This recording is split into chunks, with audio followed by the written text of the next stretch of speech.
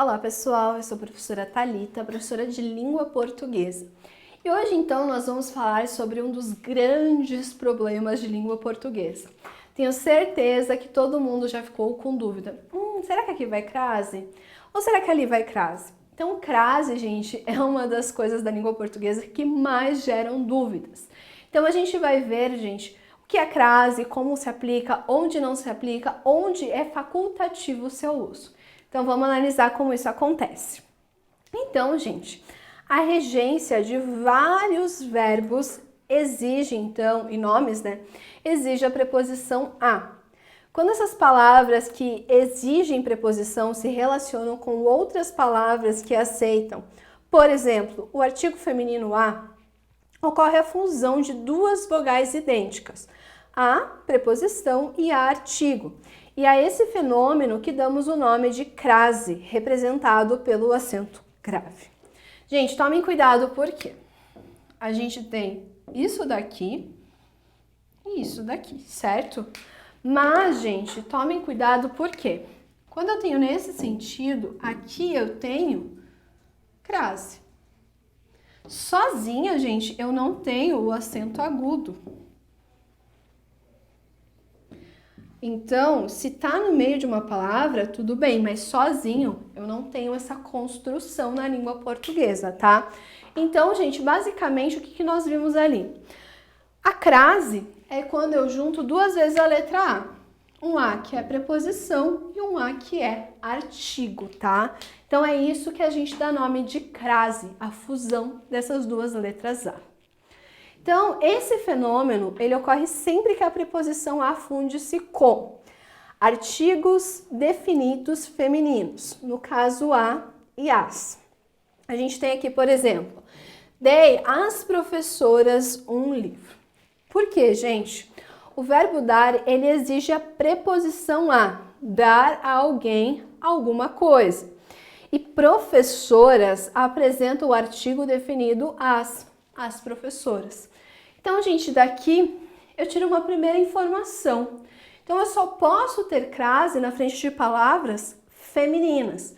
Por quê? São palavras femininas que vão exigir, então, a presença desse artigo a, ou então do artigo as. Em ambos os casos, então, gente, há necessidade desse artigo e a regência do verbo ou a regência do nome exige essa preposição, então eu junto esses dois as e coloco a crase.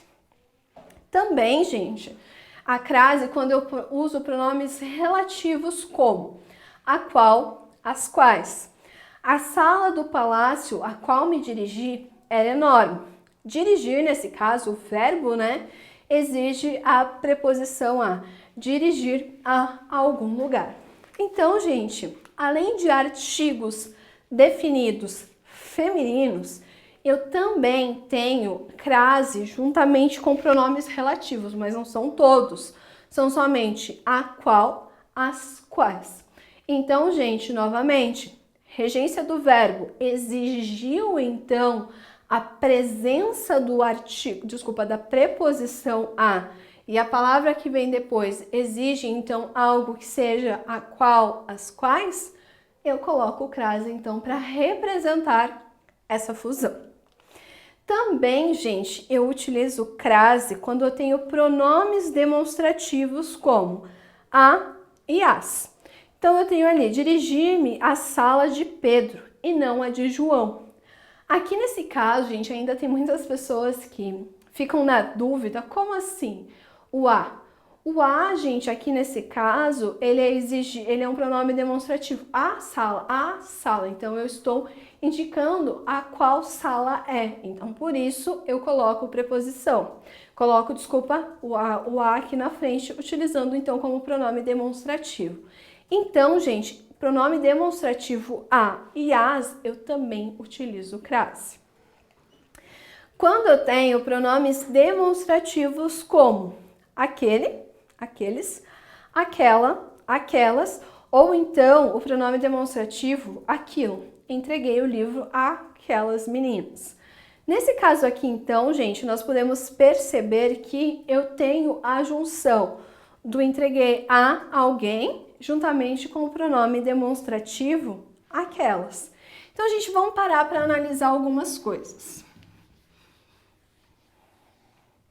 Primeiramente, eu só tenho crase com palavras femininas.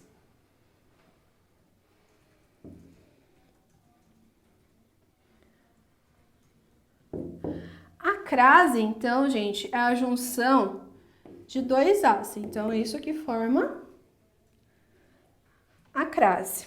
Então, o que eu faço? Eu tenho que lembrar que esse primeiro A é uma preposição, que normalmente ela é exigida pelo verbo ou nome.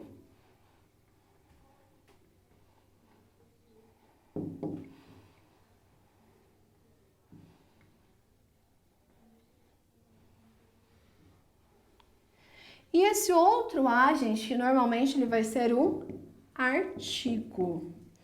E esse artigo é porque eu tenho palavras, então, femininas.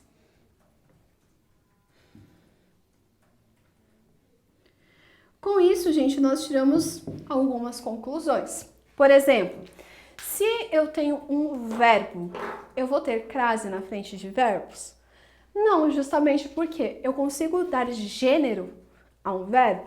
Não. Então, por isso, eu não coloco, então, a crase. Advérbios, também, gente, eu não tenho gênero. Mas aqui a gente vai deixar um parênteses, justamente porque, posteriormente, a gente vai analisar que algumas expressões adverbiais a gente utiliza crase, tá? Então, aqui a gente tem uma exceção, mesmo ele não sofrendo, né, flexão de gênero, há casos, então, onde expressões adverbiais utilizam crase. Mas verbos, gente, em situação nenhuma, tá? Então, basicamente, o que vocês precisam lembrar aqui? Posso utilizar com pronomes demonstrativos, pronomes também relativos e com artigos. Gente, eu sei que a crase ela pode representar para muitos de vocês algo extremamente complexo, mas a gente pode ver inicialmente que ela não é tão difícil assim, porque basta eu pegar e eliminar qualquer palavra masculina.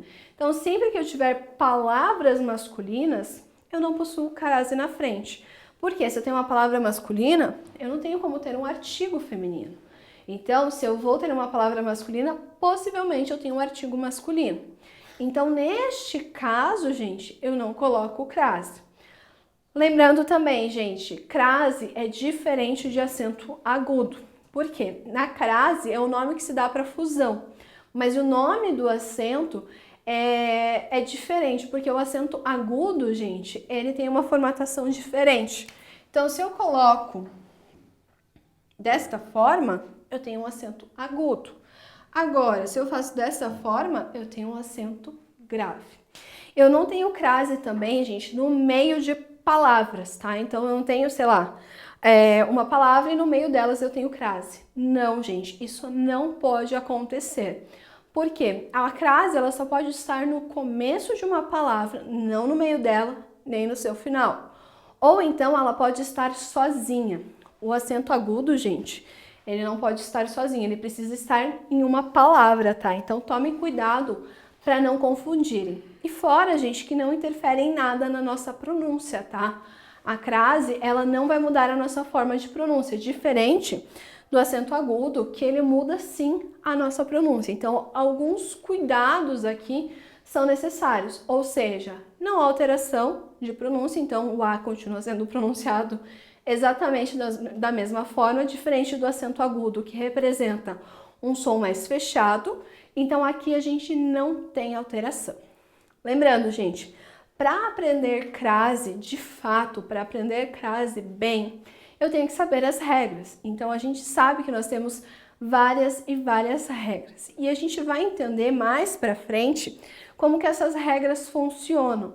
Por que eu tenho tantas regras? Para justamente evitar equívocos. Então, a crase é mais, entre aspas, tranquila, porque ela possui várias e várias regras. Então, é mais difícil de ocorrerem equívocos por conta dessa quantidade enorme de regras.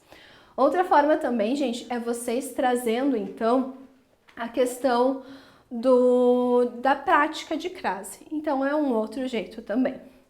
Bom, gente, Espero ter ajudado vocês em mais uma aula de língua portuguesa. Até a próxima!